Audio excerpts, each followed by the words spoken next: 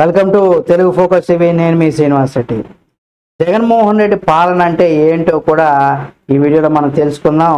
అంటే జగన్మోహన్ రెడ్డి పాలన అంటే నిరుద్యోగమని, మద్యం, డ్రగ్స్ అని కూడా విశాఖ జిల్లా టీడీపీ అధ్యక్షుడైనటువంటి గండి బాబ్జీ కూడా చెప్పుకొచ్చారు. గురువారం ఆయన జిల్లా టీడీపీ కార్యాలయంలో విలేకరులతో సమావేశంలో ఆయన బాబ్జీ గారు మాట్లాడుతూ జగన్ పాలనలో రాష్ట్రం ఎక్కడ చూసినా మద్యం, గంజాయి, డ్రగ్స్, నిరుద్యోగం తాండవిస్తుందనేది కూడా ఆయన అన్నారు.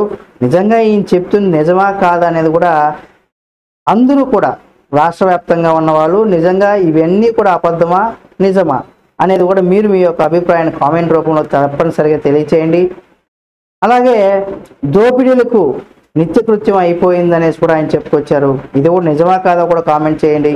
దోపిడీల మీద ప్రశ్నిస్తున్న వారి మీద పోలీసులతో బెదిరిస్తున్నారని, దాడులకు పాల్పడుతున్నారని, రాష్ట్రంలో ఉద్యోగాలు లేక నిరుద్యోగులు ఇబ్బందులు పడుతున్నారని కూడా ఆయన చెప్పుకొచ్చారు.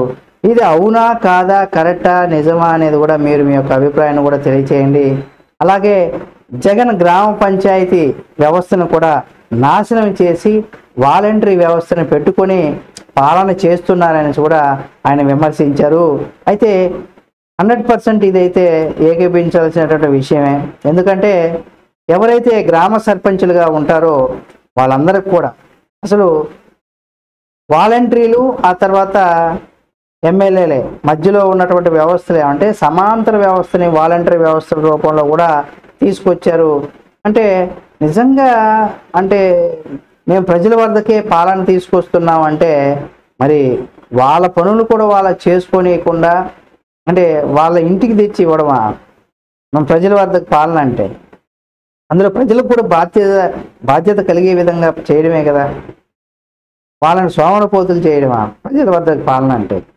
అంటే వారి సమస్యలను అన్యాయాలకి, అక్రమాలకి, దోపిడీలకు గురి కాకుండా చేయాల్సినటువంటి పరిస్థితి ప్రతి ఒక్కరి మీద ఉంటుంది. అయితే ఏదైతే గ్రామ పంచాయతీ వ్యవస్థ ఏదైతే ఉందో ఆ వ్యవస్థ అంటే సమాంతరమైనటువంటి వ్యవస్థ అది.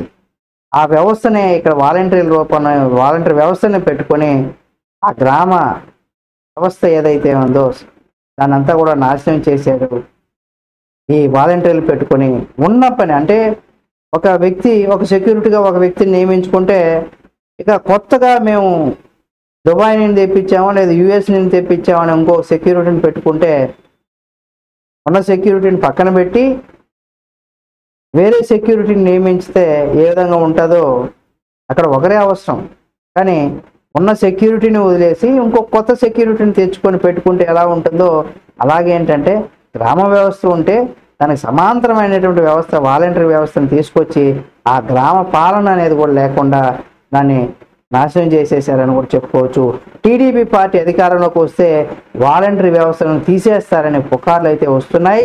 దీనిలో వాస్తవం లేదంటూ కూడా వాలంటరీ వ్యవస్థలో లోపాలను సరిచేస్తామనేసి కూడా, అంతేకాని ఆ వాలంటరీ వ్యవస్థను కొనసాగిస్తామంటూ కూడా ఆయన చెప్పుకొచ్చారు. ఈ విధంగా నిజంగా అనేకమైనటువంటి అపోహలు పార్టీలో అలాగే ప్రజల్లో కూడా ఉంది, వాలంటీర్లో కూడా ఉంది. అయితే ఉన్న వ్యవస్థని ఎవరు కూడా తీసేరు. దాంట్లో కొన్ని కీలకంగా చేయాల్సినటువంటి మార్పులు చేసి ఇప్పుడు వాలంటీర్లు పడేటువంటి కష్టాన్ని కూడా కొంత తగ్గించేటువంటి అవకాశం ఉంటుంది.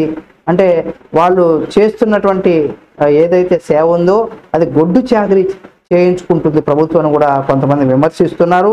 నిజంగా వాలంటీర్ల దగ్గర గొడ్డు చాకరీ చేస్తున్నారా లేదా అనేది కూడా ఆ వాలంటీర్లకి అర్థమవుతుంది. కాబట్టి ఈ వ్యవస్థను అయితే కొనసాగిస్తూ ఉంటూ చంద్రబాబు నాయుడు గారు అలాగే జనసేన పవన్ కళ్యాణ్ గారు వీళ్ళందరూ కూడా చాలామంది చెప్పుకొచ్చారు. వాలంటరీ వ్యవస్థను వాలంటీర్లు తీసివేరు. ఆ వ్యవస్థలో ఉన్నటువంటి చిన్న చిన్న తప్పిదాలని వాళ్ళకి కొంత వాళ్ళకి ఇచ్చేటువంటి గౌరవ వేతనానికి వాళ్ళు చేసేటువంటి పనికి కూడా సంబంధం లేకుండా వాళ్ళ దగ్గర ఎక్కువగా వర్క్ చేయించుకుంటున్నారు. ఆ వ్యవస్థలో ఉన్నటువంటి చిన్న చిన్న లోపాలను కూడా సరిచేస్తామంటూ కూడా చెప్పుకొచ్చారు. ఇది నిజంగా ఈ కామెంట్స్ ఏవైతే ఉన్నాయో ఆ కామెంట్స్ ఇప్పుడు ఏపీ రాజకీయాల్లో కూడా దుమారం సృష్టిస్తున్నాయి. ఈ వీడియో కనుక మీకు నచ్చినట్లయితే లైక్ చేయండి. ఇందులో ఆయన చేసినటువంటి కామెంట్స్, ఆయన చేసినటువంటి ఆరోపణలు ఏవైతే ఉన్నాయో దానికి సంబంధించి మీరు కూడా మీ యొక్క అభిప్రాయాన్ని కామెంట్ రూపంలో తెలియచేయండి. మరిన్ని అప్డేట్స్ కోసం మన Telugu focus TV channel subscribe చేసుకొని పక్కనే ఉన్న బెల్ బటన్ నొక్కడం మాత్రం మర్చిపోకండి.